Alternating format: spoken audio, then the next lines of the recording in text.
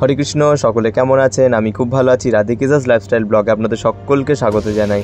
কথায় আছে না, উঠলো বাই তো কটক যাই, সেম হয়েছে ব্যাপার। আজকে সকালেই কথা হলো, রাহুল বাবু আমাকে ফোন করছে যে 8টার সময়তে যে ফাঁকা আছে। বললাম হ্যাঁ ফাঁকা আছি। বলছে চলো ঘুরে আসেন। কোথায় ঘুরতে যাবে? বলছে মাইথন। না মাইথন তো অনেক দূর। বলছে দূর কতক্ষণ? খুব জোর 1.5 ঘন্টা। চলো বাইকে চলো যাবো।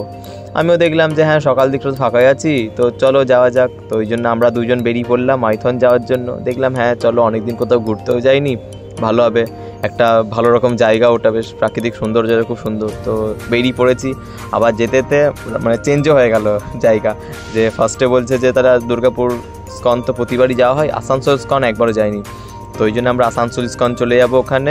ওখানে যাব, জগন্নাথ বলরাম সুভদ্রা দেবী আছেন, ওনাদের দর্শন করব, জায়গাটিও দেখব। কোনোবার যাইনি, আমি জাস্ট ছবিতেই দেখেছি। তো ওইখানে চলে যাব ফার্স্টে। তো চলুন যাই। গুগল ম্যাপটা অন করেছি, গুগল ম্যাপ অন দেখতেই যাচ্ছি, দেখছি মাইথনের সামনেই পড়ে ওটা। আর দেখতে দেখুন চলেই এলাম। এই যে সামনে দেখতে পাচ্ছেন, এটি হচ্ছে মন্দির, দুতলাতে মন্দির, আর একতলা মানে নিচে ওটা অফিস আছে ওখানে। আর পাশে দেখতেন কি সুন্দর নৃসিংহ ভগবানের নাম দিয়ে একটা স্টেজ করা হয়েছে, অপূর্ব সুন্দর। ওখানে মনে কোনো প্রোগ্রামে আয়োজন করা হয় অনুষ্ঠানগুলি। আর এখানে দেখতে পাচ্ছেন মন্দির ওপর চলে এসেছি আমরা। এখানে প্রভুপাদ, আর সামনে রয়েছেন জগন্নাথ বলরাম সুভদ্রা দেবী। তো ওনাকে চলুন এখন আমরা প্রণাম করে নিই। হ্যাঁ,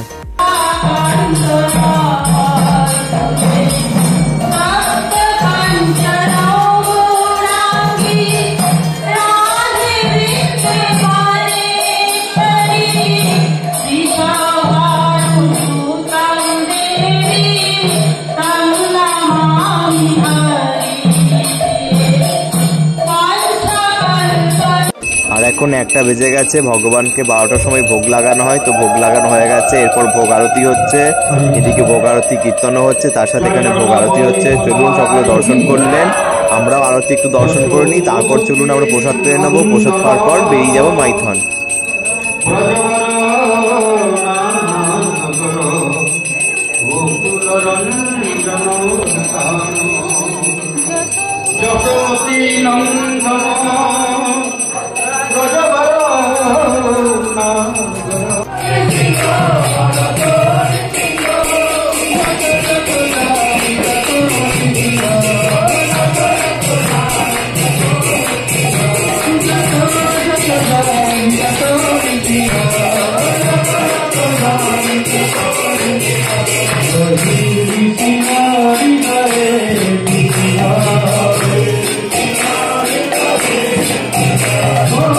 আর আসানসোল স্কন মন্দিরে 1:30টার থেকে ভগবানের প্রসাদ দেওয়া হয়।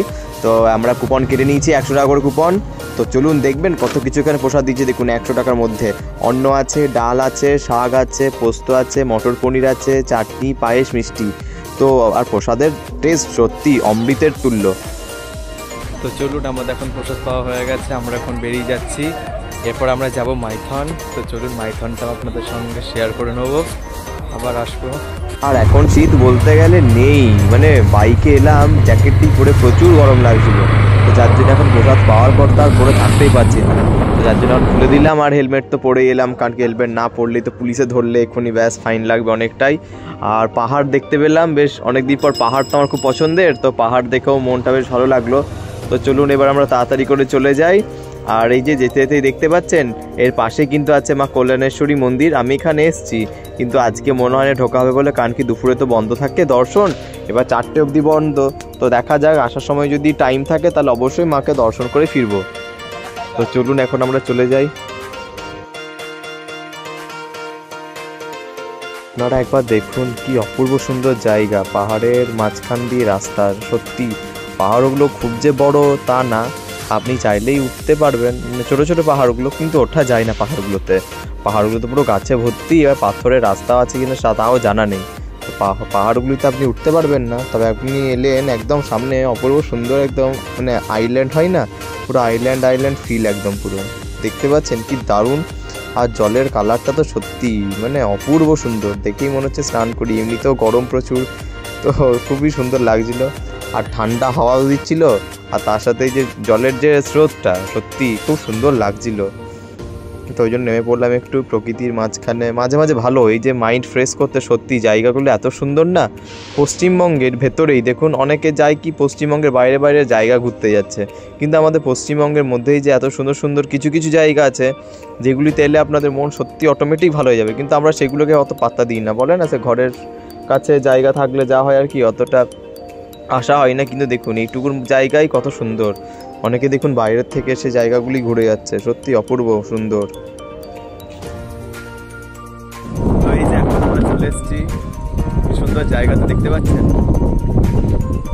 এই যে আমি আর রামু এখন ওনার ক্লাস করাবেন, আমি এখন এখানে বসে বসে জব করব।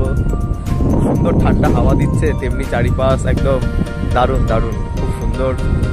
দেখুন আপনারা সবাই। আমরা ঠিক ওই জায়গাটি ঘোরার পর আমরা চলে এলাম এখন ড্যামের এইখানটাতে। তো এইখানের পরিবেশটা একটু ঘুরবো, তারপরেই চলে যাবো আমরা, কারণ কি এখন বাজে 5টা মতো বেজে গেছে।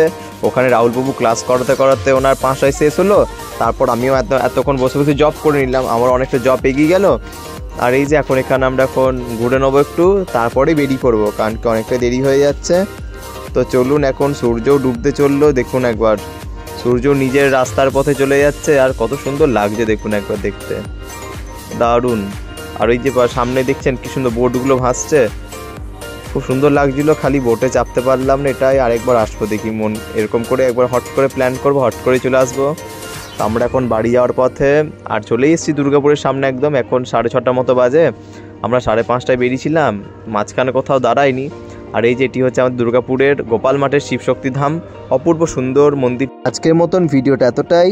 হরে কৃষ্ণ, সকলে খুব ভালো থাকুন।